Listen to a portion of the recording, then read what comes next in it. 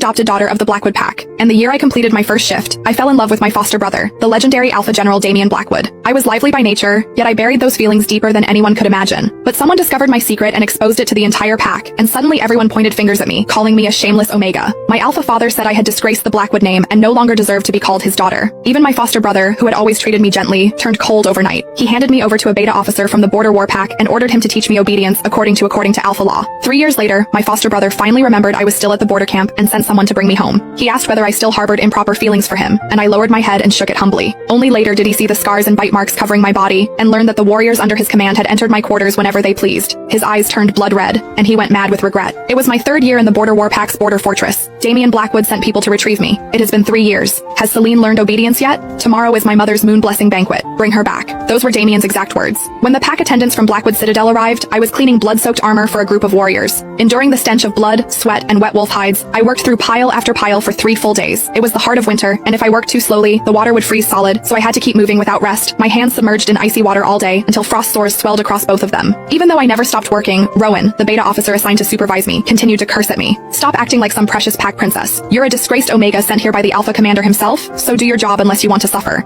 3 years ago, Damian had assigned Rowan to watch over me. He claimed the Alpha Commander had personally ordered him to be strict. Rowan rarely did any work himself, and many times when I was so exhausted I nearly collapsed. He simply sat nearby chewing dried meat while striking me with his whip. Trying to slack off again? Do you not care about your own skin? At first I was not afraid of Rowan, because I believed Damian was only angry for the moment and would eventually come for me once his temper cooled, so I refused to work. The whip in Rowan's hand came down without hesitation, tearing open my flesh. Everyone thought he had gone too far and worried that Alpha General Damian might one day hold them accountable, but Rowan only sneered without the slightest fear. The Alpha Commander made himself clear. If this woman dies, it will be because she refused to obey. No one will blame us. Day after day, I forced myself to work with every ounce of strength I had left simply to avoid further pain. So when someone came with news that Damian wanted me brought back to Blackwood Citadel, I assumed it was another cruel joke from the warriors. They had done it many times before. Like starving wolves, they would tear at my clothes while I cried myself hoarse and shouted threats at them. If my brother ever takes me home, every one of you will die for this. They laughed as though they had heard the funniest joke in the world. You still think you're the daughter of the Blackwood Pack? Wake up. Alpha General Damian abandoned you here years ago. You are nothing more than a discarded Omega now. They mocked me while tearing at my clothes, and their hands never stopped. Look at you. So many warriors have already used you. Why hasn't your precious Alpha come to take you home? I fell silent. Only tears continued to slide from the corners of my eyes. After they left, I wrapped my clothes tightly around myself and thought about dying more times than I could count. From that day on, I never called Damian my brother again, and I never spoke his name. Now, hearing it again felt strangely unfamiliar. Rowan was passing by with a piece of dried meat in his hand when he noticed I had stopped working, and he immediately raised his whip to strike me again. But the moment his eyes landed on the pack attendants from Blackwood Citadel, he froze. After learning why they had come, Rowan hurried forward and bowed respectfully. My lords, Celine is filthy from camp labor. Allow us to clean her up properly before sending her back with you.